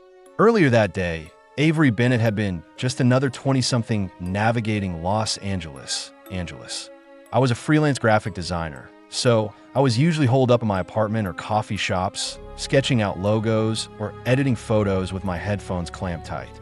I wasn't street smart in the traditional sense, but I knew enough to spot subtle danger. A car sitting too long, a figure hanging out under a lamppost. I had friends, to be sure, but not many people understood my tendency to wander alone. Halloween had always been exciting to me. I used to dress up, laugh with strangers at parties, and pretend to be someone else for a night. That night, I was Beetlejuice, stripes and all, hair smudged slightly from the party. I kept moving cautiously, staying to the street edges, and my eyes darted up and down alleys, looking for shadows that didn't belong. My phone buzzed, a simple notification, but I didn't answer. My instinct told me to go home immediately, but the music I had queued up still held on to me like a flimsy shield. "You're overreacting," I whispered to myself. "It's LA. At night, people run." Perhaps he was intoxicated or simply jogging. However, I secretly didn't think it was true. As I got closer to the next avenue, the roadway got smaller. The leaves were rustled by a light wind, and distant traffic hummed softly. Then I heard it. Steps. Not deliberate, thumping, fast, casual or slow. I felt sick to my stomach. I took a look behind me. The road was vacant. The walls were covered in shadows, yet nothing moved. Nevertheless, that sensation remained. There had been a visitor. I had been being chased by someone. I pressed against the chilly brick as I ducked into a small apartment building's doorway. "All right," I mumbled. "Avery, simply relax. He is no longer there. You're not visible to him here." However, there was a faint sound of pounding footsteps, similar to a ghost searching for its own memories. I gasped. I reflected on the mishap and how my small diversion had prevented it. My hands began to shake at the thought. What if I had slowed down just a bit? I made the decision to return home. I resumed my stroll, moving more quickly this time and staying in well-lit places. I thought that every time I turned a corner, he would come running around it like he always had. I had my phone in my hand, ready to ring anyone or 911. I ran my fingers across the screen, but didn't press. Then a whisper reached my ears. "Hello." It was quiet, nearly drowned out by the city's background cacophony. My heart jumped up and down my throat. I turned around. Just a flickering street light in the alley. Perhaps my imagination. However, the fear was genuine. I accelerated my speed as I at last noticed my apartment building's recognizable neon glow. There was a wave of relief. I slipped inside after unlocking the door and inhaled the security of well-known walls and reliable locks. I leaned against the door inside, my eyes wide and my heart racing. I couldn't get rid of the impression that he wasn't there by accident and that he had a purpose. I was texting my friend Jordan while my hand was shaking. "Hey, something strange just occurred. Went home on foot. Guy came running toward me. Terrified me, but didn't catch me." Jordan answered almost immediately. "What? Are you all right, Avery?" "I suppose I'm all right. I just got home. Strange. I had trouble sleeping that night." I replayed the stumble over and over. The way silence had followed him like a burden, and how his clothing were completely inappropriate for a runner. I came to a scary realization. It's possible to be surrounded by people in Los Angeles and still feel totally alone. Furthermore, solitude can occasionally be the catalyst for the appearance of something genuinely evil. A few days later, I drove home from work using a different route, constantly on guard and looking for shadows. I didn't see him again. However, my stomach turned every time someone sprinted past me without warning or a shadow moved just out of view. I was aware of my closeness. Not all anxieties go away. There are some experiences that leave a mark that is permanent. I was pursued by a shadow that night, even if only for a second. and I was aware that the world might be frightening in ways that were not concealed by costumes or parties. I discovered how to move cautiously, respect the streets, and believe on my gut. And occasionally, just occasionally, when the wind outside my window rustles the palm fronds, I can still hear the echo of that running figure in my head. The summer of 2015 is one I doubt I will ever forget. I was 23 years old at the time, completing my Parks and Recreation degree at San Jose State University. Los Angeles was still my home, even if I had moved to NorCal the previous year. My childhood was shaped by the city where I was raised, and regardless of how it always pulled me back, no matter how far I went. I had a strong reason to go back that summer. Expo for anime. My best friends, Kira, Jenna, and Naomi, share my obsession for anime, and we had spent months organizing our group cosplay. While they divided up the other matching avatars, I went as a virtual pop star with turquoise hair. For background, Los Angeles was our playground, and we were all nerdy yet gregarious ladies in our early 20s. Heaven was the convention itself. Thousands of admirers displaying extravagant outfits, bright wigs, and cameras. Being immersed in a world where all of our obsessions abruptly become commonplace was how it felt. We hardly slept for 2 days in a row, alternating between vendor halls, talks, meetups, and photo opportunities. However, it wasn't at the conference that I experienced the part of the trip that I will always remember. That occurred. I tried to fit in some nostalgia for home on the second night. I knew it would be a long time before I saw my pals again because I hadn't seen them in months. I therefore presented the concept. Before we return to the north, let's visit the beach. Naomi smiled. Santa Monica? Santa Monica, indeed. And if we have energy, Venice, perhaps. After splashing in the ocean for a few hours, we strolled along the boardwalk and enjoyed the late summer haze. We couldn't help but eat greasy pizza slices from a vendor beside the pier, and the air smelled like funnel cakes and salt. We were enticed by the brightness of a neighboring arcade bowling alley hybrid as the boardwalk lights began to spark alive as the sun began to set. "Dr. Tournament," Jenna said with gleaming eyes. I responded, "You're on?" Laughing like children, we ran inside. The arcade was bustling, with adults hooked to ancient cabinets, teens in groups, and children clutching tickets. We began drawing attention as soon as we set foot on the Dance Dance Revolution pads. Perhaps it was our excessive noise. Perhaps it was because our anime-themed outfits matched, or perhaps we were simply skilled players. A tiny crowd gathered, either way. As we pounded through tunes, people clapped in time. The audience cheered after one song ended. So I moved aside to give Naomi the opportunity to sing. It was then that I saw him. A thin, pale man in his mid-40s who was dressed entirely in black. He wasn't grinning or clapping. He was looking right into my eyes. His sneakers squeaking on the sticky floor, he hurried over. "Hey," he said in a firm yet hushed voice. I looked down at my character's shirt and faked a pleasant grin, saying, "I love that shirt. Are you a fan of her too?" "Yeah, thanks." "You Japanese?" he questioned abruptly, and I blinked. "Oh, no. I mean, my family is mixed, but not Japanese." His expression was odd.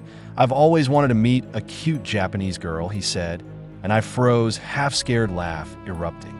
"Okay, thanks. You want to get dinner with me?" I shook my head. "I've already eaten with my friends."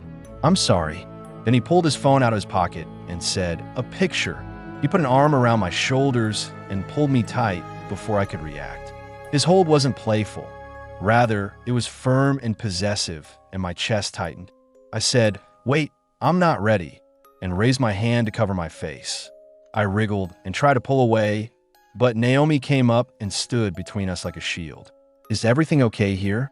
Her voice was loud enough to attract attention as she asked. The man's expression altered in an instant.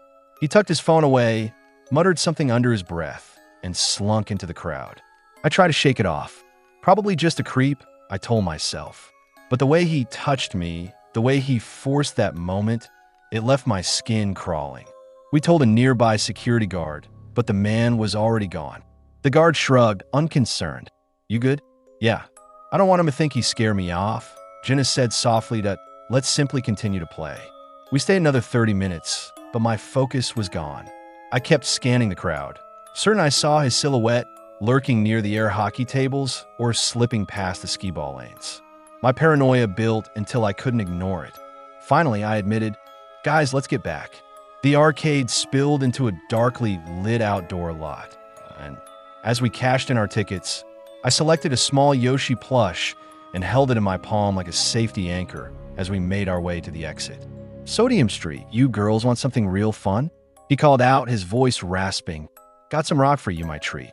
I froze as lights buzzed overhead, and the night air carried a faint smell of gasoline and marijuana.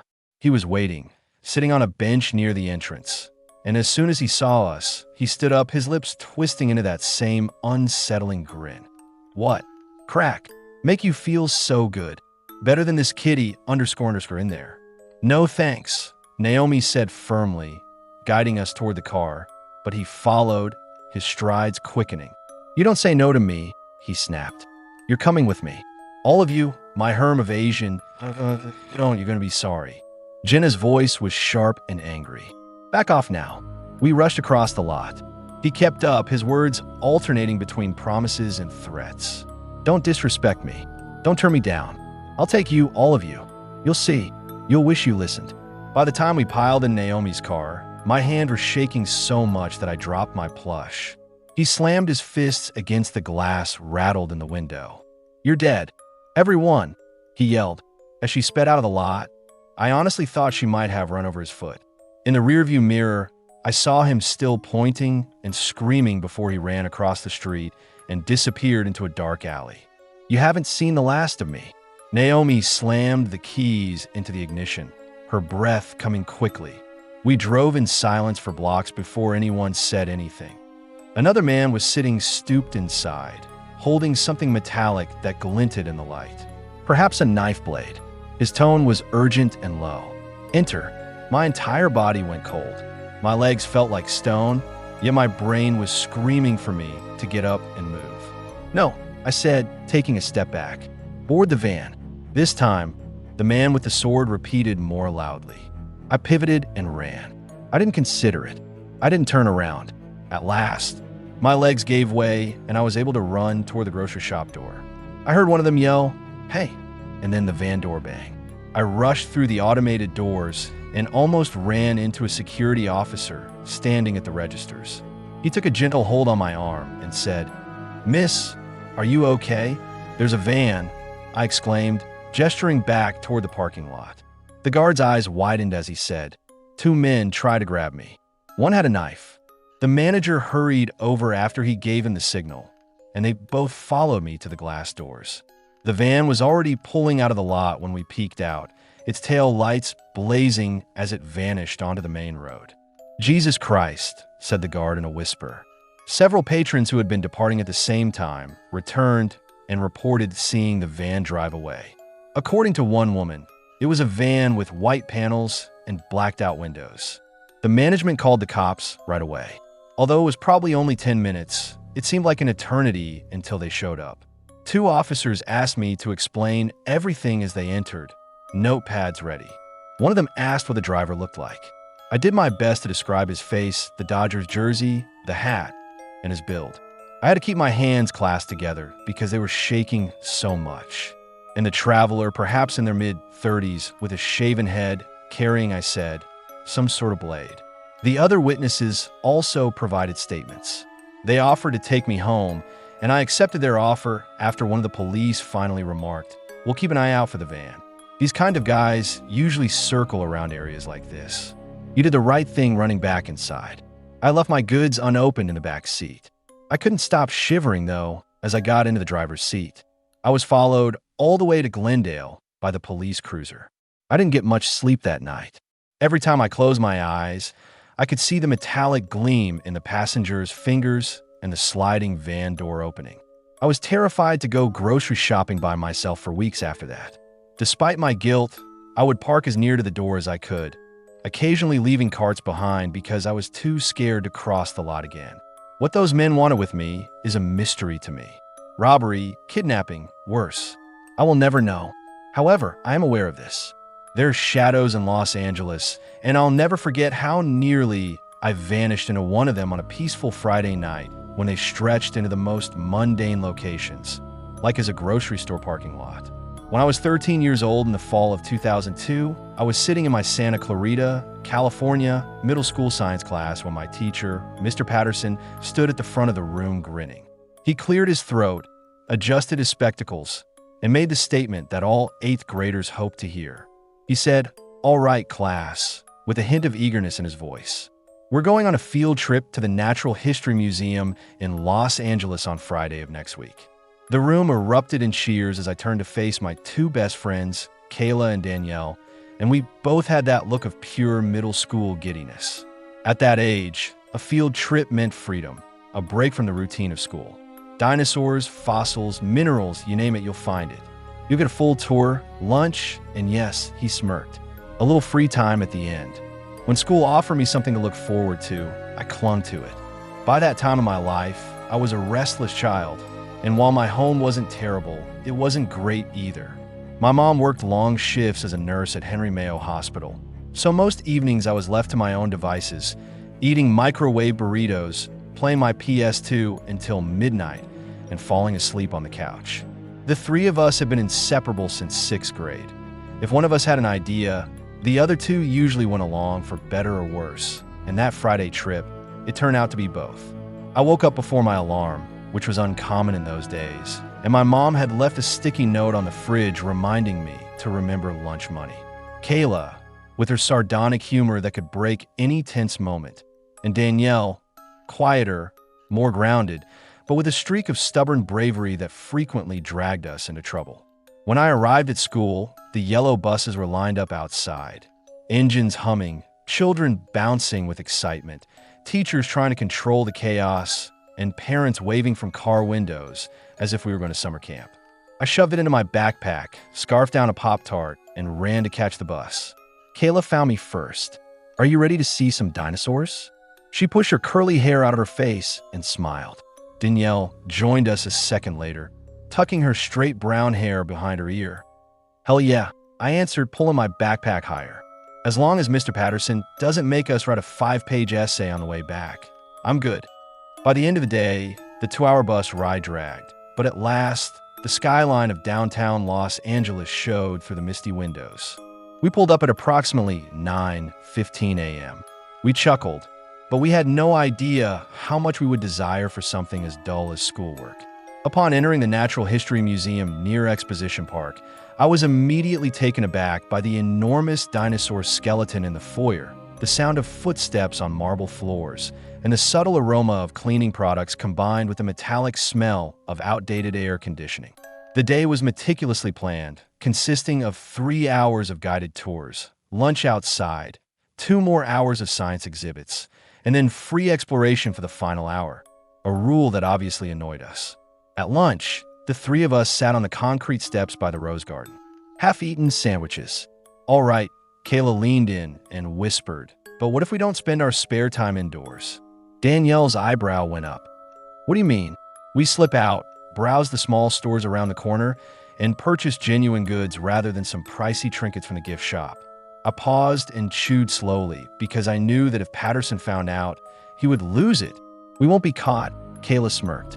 Danielle shook her head, but I could already see the curiosity glimmering in her eyes. The idea of temporarily slipping away carried that forbidden thrill that only middle schoolers can completely comprehend. By the time 4 p.m. arrived, we had already made up our minds. We waited a few minutes, acted like we were browsing, and then slipped out a side door near the parking lot. The cool November air hit my face, and I remember thinking, we're actually doing this. When free time arrived, the majority of the kids hurried toward the gift shop, and teachers set up shop near the entrance, keeping a close eye on things with cameras. It seemed like an adventure as we ducked into a bargain clothes store and watched Kayla try on an absurdly large outfit. The neighborhood wasn't very glitzy, with modest booze stores, dilapidated clothing stores, and a few corner grocers.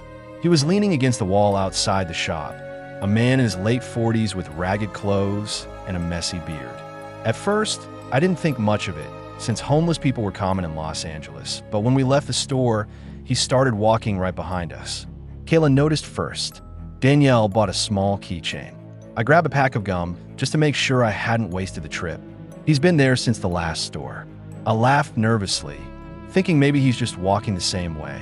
We tested it, ducked into another store, and he came in, pretended to browse. And when we looked at him, he quickly turned away. Danielle looked back. Her face tightened. I couldn't help but feel uneasy because this wasn't a coincidence. Danielle whispered, "Okay, let's just head back." And we accelerated our pace, moving toward the museum. The sidewalks were almost deserted, traffic was light, and the sun was beginning to set, causing the shadows to lengthen.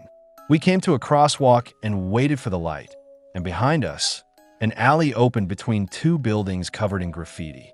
Kayla opened her mouth to speak, but her face froze and her eyes widened. "What?" "Turn around," she murmured. "I did," I said. Two men were standing at the edge of the alley. One was the ragged man who'd followed us. The other was taller, cleaner, maybe in his 30s. Both had their hands down low, but I could see the faint metallic glint.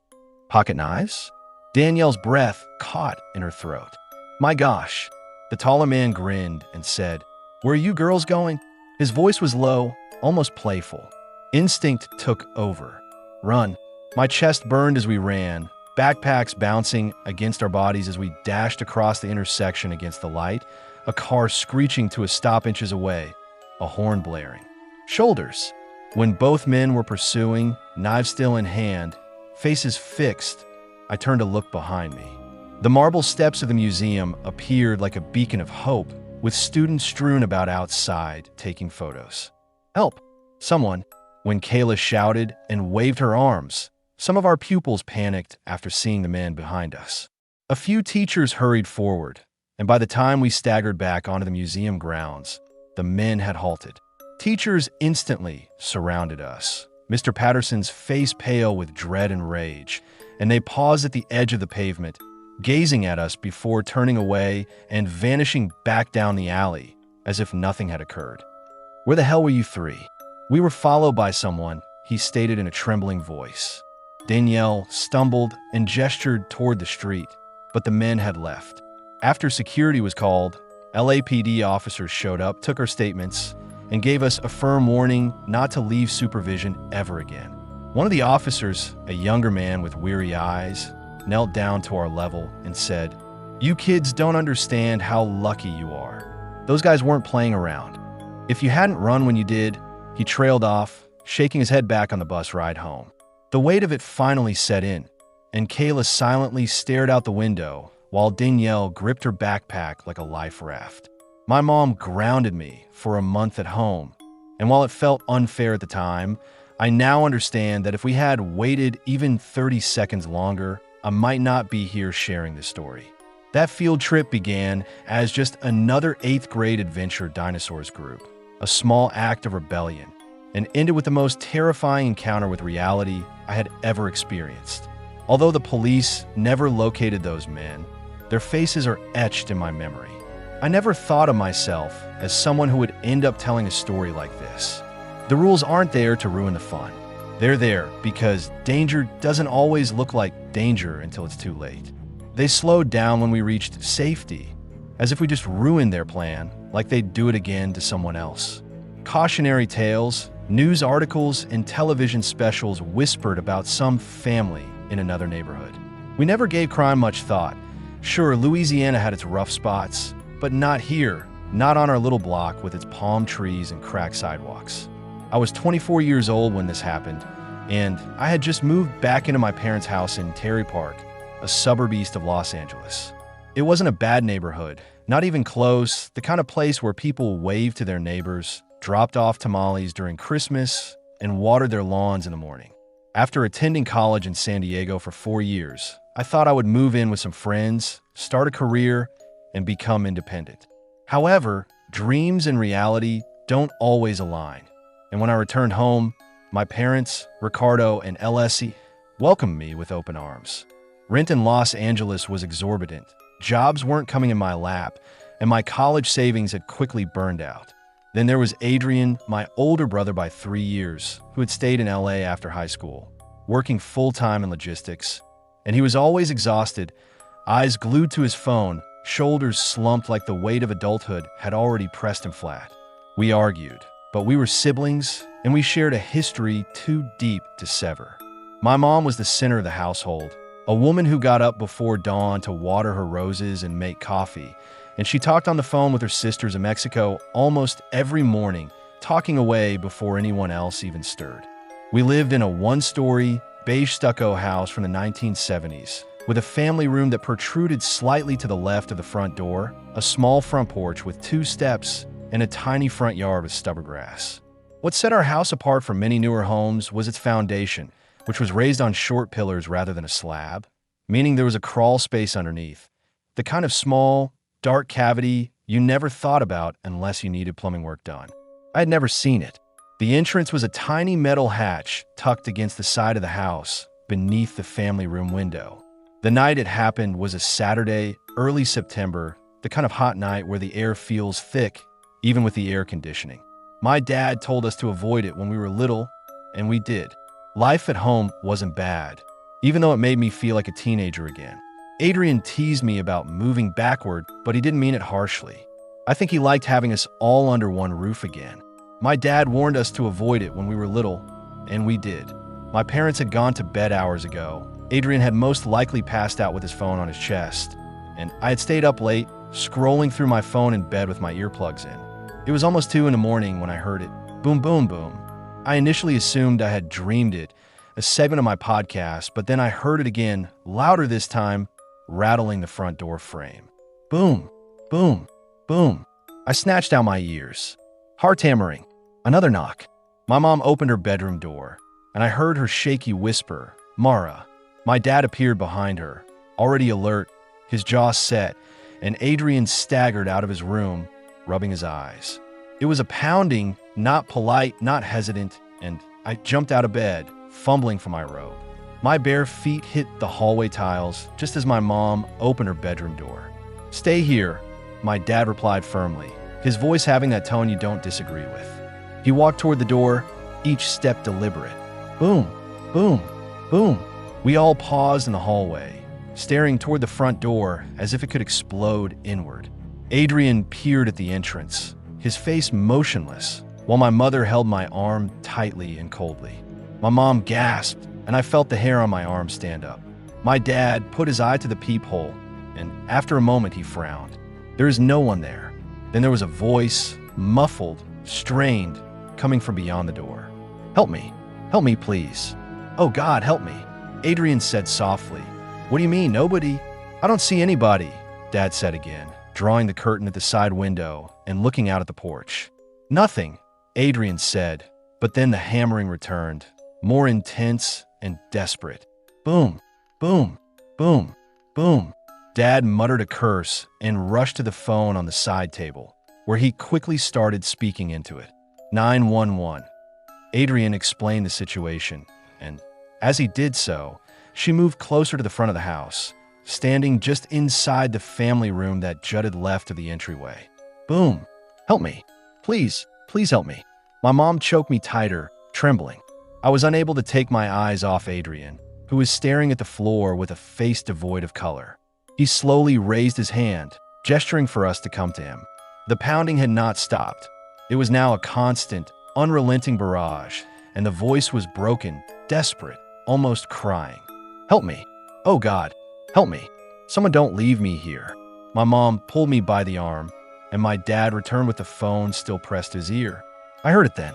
The pounding wasn't coming from the door at all, but from underneath us, and the floor trembled with every blow. What is it? I whispered, his lips barely moving. Over here now. We hurried to him. My stomach turned to ice.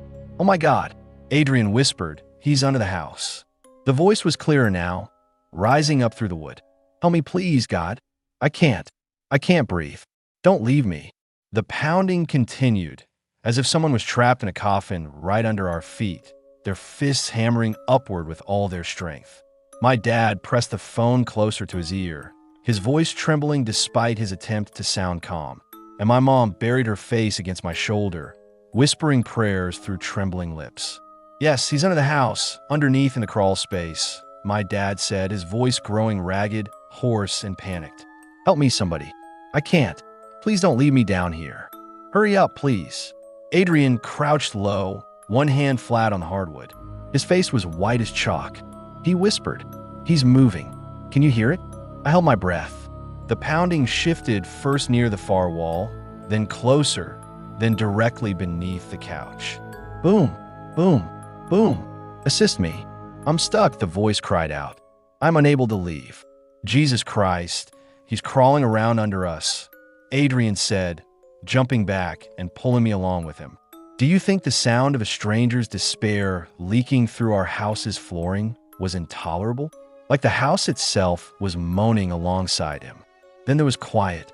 There was silence. No shouting, no beating. The type of quiet that strains your ears. You wait for the next sound, your body tight. Has he left? I muttered. My father gave a head shake. Remain behind. Sweating, he clutched the cordless phone as if it were a weapon. The police will be there shortly. The seconds dragged. Then suddenly there was a bang. The floor shook as if someone had struck it with their shoulder from below. Through the wood, a terrible scream ripped through. Come on in. My mother let out a scream. Adrian drew her to the corridor. I staggered after them. I was dizzy from my heart pounding so fiercely. The walls of the living area were illuminated by headlights. Then strobes flashed through the slats, red and blue. The sirens screamed nearer, then stopped. I was so overcome with relief that I almost started crying. Officers! Outside, a voice yelled. After letting out a breath, my dad hurried to the door.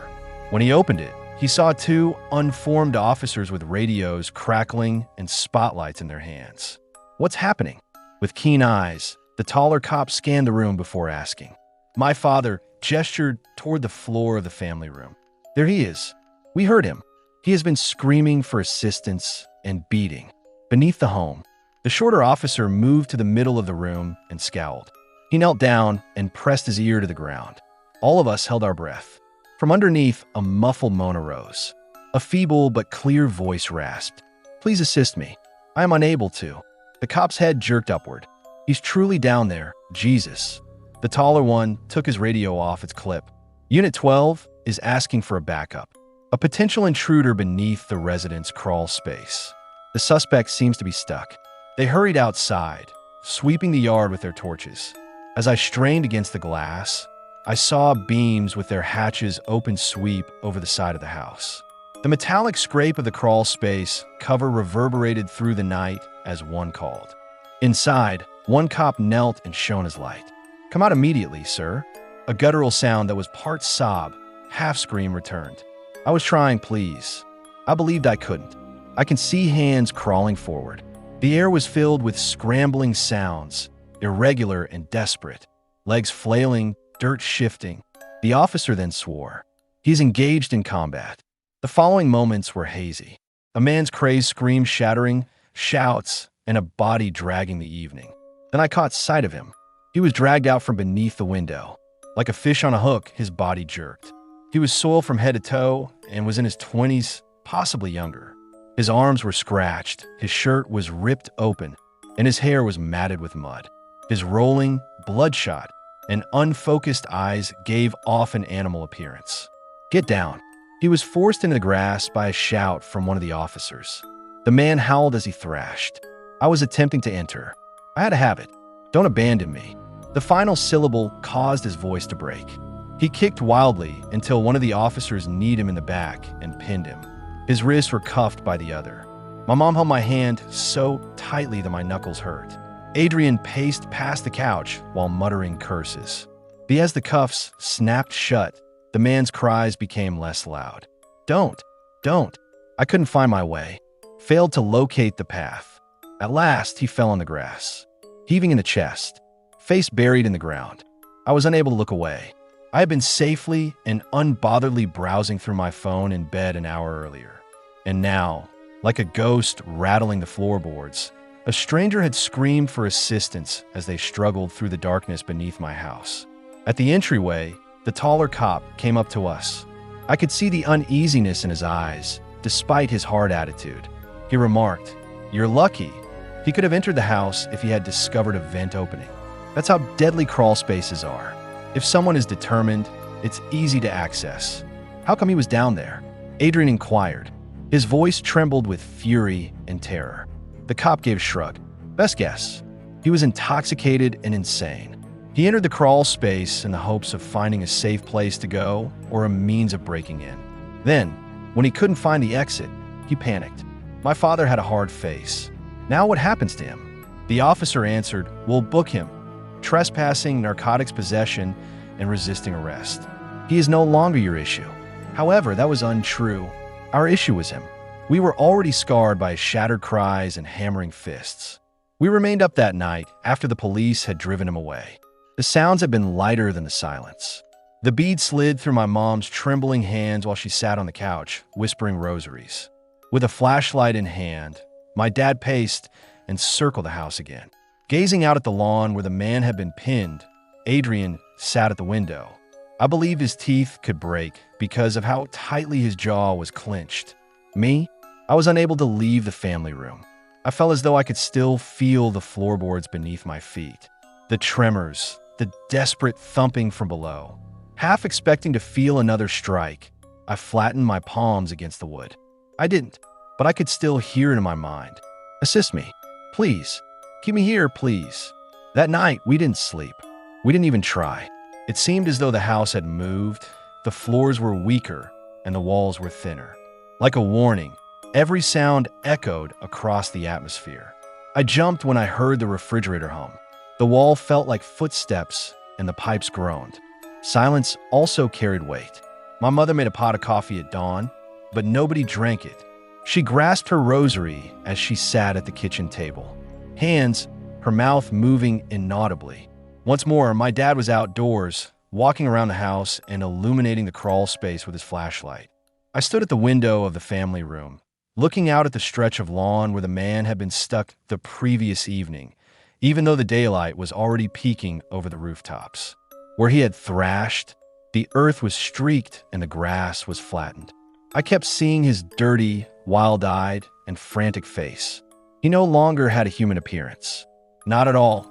More like a trapped animal trying to find a way out. Adrian approached me with his arms folded. Across his chest, he spoke without glancing at me. I nodded, my throat constricted as though he had discovered a vent. You understand, he was centimeters away from us? He clenched his mouth and stopped himself if the boards were flimsy. The family room was there. Our position was above his. He was able to hear us. I felt queasy at the idea. He had listened to us, our footsteps, our words, and perhaps even our breathing. The following day, we received a call from the police with an update. The man was detained while high on crack and meth in his mid-20s. Earlier that night, he had broken into a neighbor's yard, but he fled, so they hadn't reported it. He must have then discovered our hatch and, unable to find his way out, crept in confused and in a panic. They assured us that there was nothing to be concerned about. However, they were mistaken. After that evening, worry remained at home. It seeped into everything. In the family room, my mother wouldn't sit. She stayed in her bedroom or the kitchen and avoided it completely. She would rush and make the sign of the cross if she had to go through. After installing a new lock and adding boards, screws, and even a chain for safety, my dad shut the crawl space opening. Nevertheless, he used a flashlight to inspect it every night. Adrian fell asleep with a baseball bat resting against his bed, as if he thought someone else may be hiding inside. I would catch him in the hallway at night, awake, listening, and me, but he never explicitly acknowledged it. I could feel it as soon as I stepped onto the family room floor. The recollection of the thumping underfoot, the sound of striking boards with fists. My chest would get constricted, my hand perspire. I would occasionally put my ear to the wood when I was by myself. Naturally, nothing except my head deceived me and filled the quiet with echoes. Assist me. Keep me here, please. On our block, word spread quickly. The following afternoon, neighbors stopped by, interested and worried. Across the street, Mr. Alvarez claimed to have heard the sirens, the shouting, and the chaos. My mom told me about the man who was crawling beneath the home, and Miss Kim held her chest. You poor things, she cried, shaking her head. You'll never feel safe again. Not after that. She was correct. Everybody unexpectedly has a story to tell about break-ins. Addicts staggering from a bus line, strange males strolling the street at night. It appeared as though the neighborhood's civil exterior had been peeled back to reveal the decay beneath. Ours, however, was distinct. There was no one else scratching beneath their flooring. They were isolated from the despair of a stranger, as no one else had hammered wood. The keen edge of terror was blunted by time, but it never quite disappeared. My mother kept her rosary beneath her pillow when she slept. My dad set up cameras and a security system. Adrian became irritable and began to snap at everything, as well as myself. I began to fantasize about it. The floorboards in the family room were bending beneath my feet in my dream, feeling as smooth as skin. Then, until the boards shattered, the pounding got louder and harder. A dirty, pallid hand slid through and grabbed my ankle. I would awaken with a gasp, my legs entangled in blankets saturated with perspiration. I kept the dreams from my family. We already had plenty on each of us. The dreams weren't the worst, though.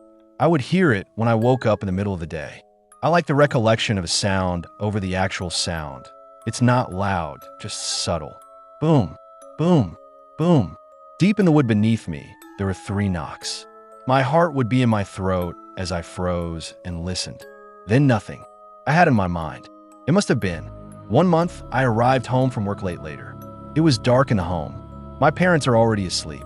The television was off, and Adrian was still sitting in the living room. His question was abrupt. "You hear it too, right?" he questioned. I blinked. "Hear what?" "The knocks." His eyes were wide, but his voice sounded bland. "Down there, haunted at evening." My mouth became parched. "Do you hear it?" "Not a question," he repeated. Although I wanted to, I was unable to deny it. I simply nodded. He used both hands to touch his face. "We cannot continue to live here." He was correct. The following year, we left. According to my parents, they desired a smaller, more manageable space. "Keep up." They informed the neighbors of this. However, the house was actually poisoned. Never again did it seem secure. We packed up 30 years of existence and moved out of Monterey Park. A month later, another happy, thrilled family moved in. They moved in as if nothing had happened, repainted the porch, and pruned the roses. However, I often pondered whether there would still echo the sound of fists and the strain of a voice pleading in the dark, or whether the floor still contained that memory. Nearly 15 years have passed since that evening. Since then, I've occupied 3 different apartments. I recently got married. My daughter is mine. In Arizona, my folks are retired. In Long Beach, Adrian has a place of his own. We no longer discuss it much. There are some things that are too heavy to continue moving forward. But occasionally, late at night, when I'm by myself, I stand in my own living. I'll swear I hear it again in the room. A slight thumping that rose through the floor. Boom, boom, boom. And a voice from below, a jagged, shattered echo. "Assist me. Don't abandon me here, please." I stand motionless each time, listening with difficulty. Then there was quiet. However, in my heart, I understand what I heard. Certain things are never truly buried.